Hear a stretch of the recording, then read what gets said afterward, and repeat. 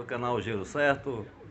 Estamos aqui hoje na oficina com um Onix 1.4 que chegou apresentando um barulho ao acelerar o carro, e desmontado a capa da correia dentada, pôde-se observar que o tensor da correia dentada estava travado.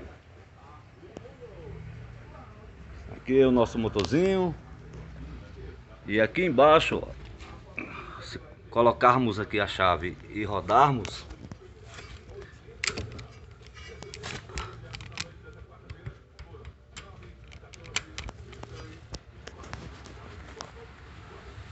só vai rodar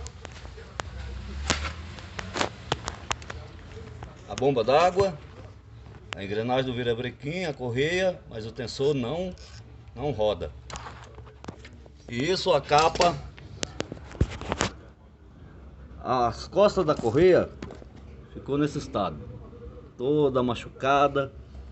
Então vamos substituir a bomba d'água, vamos substituir o tensor e a correia dentada para o bichinho ficar novo outra vez. É isso aí, galera, um abraço, até a próxima.